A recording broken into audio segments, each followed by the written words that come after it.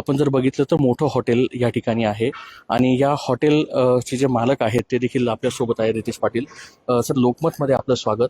खरं तर हॉटेल नेहमी वर्दळीचं असतं. खरं तर बाहेर काम देखील सुरू आहे, त्याची देखील एक अडचण आहे. मात्र गॅसचा किती फटका आपल्याला बसतो?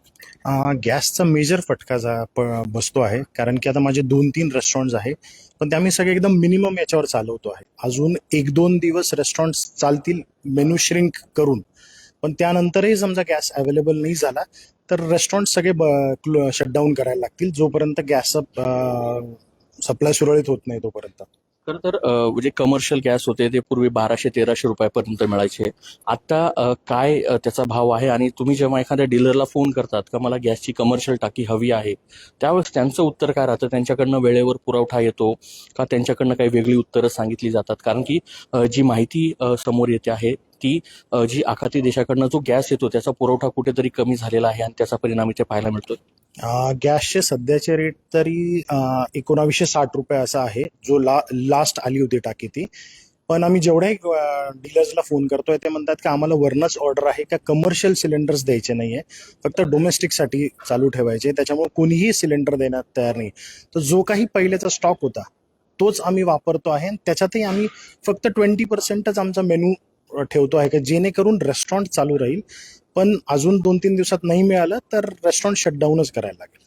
खरं तर मी जर बघितलं तर आपल्याकडे मोठ्या प्रमाणात या ठिकाणी कर्मचारी आहे. हॉटेलचा एक्सपेन्स असतो. या गोष्टी कुठेतरी तुमच्या व्यवसायाशी निगडीत असतात. हॉटेलचा जो गॅसचा जर परिणाम झाला तर एकंदरीत, कारण की बहुतांश जे मुलं आहेत ते बॅचलर असतात, आपले घरचे जे आहेत त्यांना पोसायला लागतं किंवा पैसे पाठवायला लागतात. त्यांच्याबाबत काही म्हणजे असं त्यांची काही चर्चा झाली का, किंवा त्यांच्याशी काही असं बोलणं झालं का की आपल्याला कदाचित मेन्यू कमी करायला लागेल किंवा काही लोक इकडसून दुसऱ्या हॉटेलवर टाकायला लागेल? नाही, सध्या तरी त्यांच्याशी तसं बोललेलो नाहीये, नाही तर कारण की पॅनिक सिच्युएशन होती. जोपर्यंत चालू आहे त्यांना त्याचा नाही का मेनू किती कमी करताय, पण त्यांना हेच आहे, जर शटडाऊन करायची वेळ आली तर ती सिच्युएशन पॅनिक सिच्युएशन होईल. कारण की सगळेच्या सगळे हातावरच पोट आहे जे इथे काम करतात किंवा बाहेरनं आलेले आहेत. तर त्यांना आम्हालाही काही पर्याय नाही त्यांना सुट्टी देण्याशिवाय.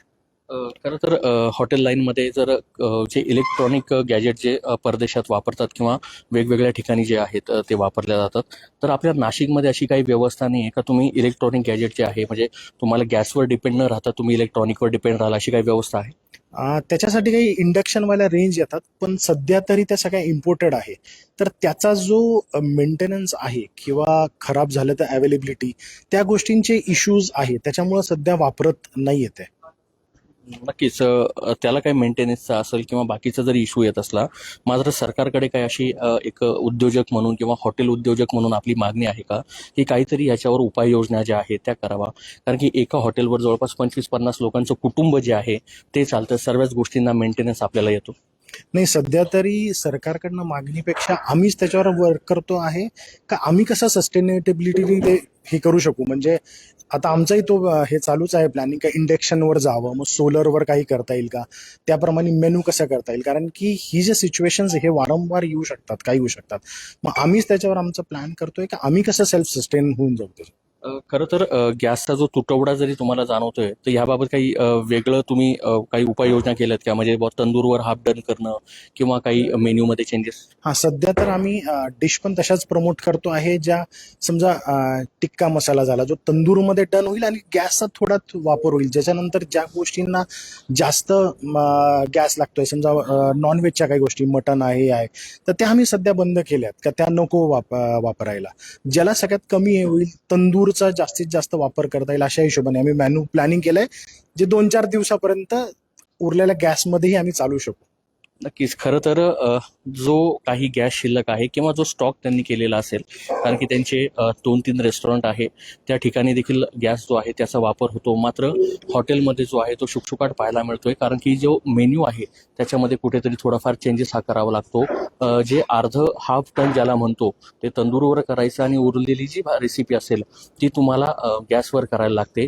आखाती देशाच्या युद्धामुळे जरी ही परिस्थिती निर्माण झाली असेल, मात्र हॉटेल व्यावसायिक जे आहे ते आता खरं तर चिंतेत सापडलेलं आहे. यावर काही उपाययोजना होणं अत्यंत गरजेचं आहे. युद्ध जरी बंद झालं मात्र गॅसचा पुरवठा जो आहे तो कधीपर्यंत होईल, कारण की एक कमर्शियल टाकी जवळपास 1950 म्हणजे 2000 पर्यंत जरी जात असली मात्र त्याचा पुरवठा वेळेवर होणं, कारण की हे हॉटेल व्यावसायिक असतील किंवा त्यांच्याकडे काम करणारे जवळपास 5-25 कुटुंब असतील, त्यांचा उदरनिर्वाह या हॉटेल व्यवसायावर आहे. आणि ह्या ज्या गॅसच्या लाईनी गॅसचा पुरवठा जर वेळेवर नाही झाला तर हॉटेल जे आहे ते बंद करायची वेळ सुद्धा व्यावसायिकांवर येऊ शकते.